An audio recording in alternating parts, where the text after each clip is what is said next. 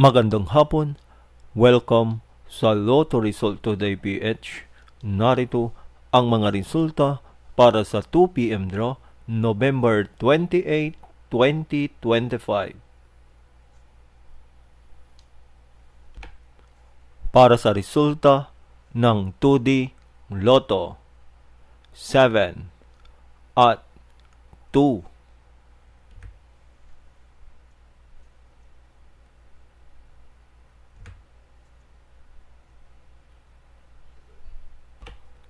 Para sa resulta ng 3D Lotto 4, 4 at 1.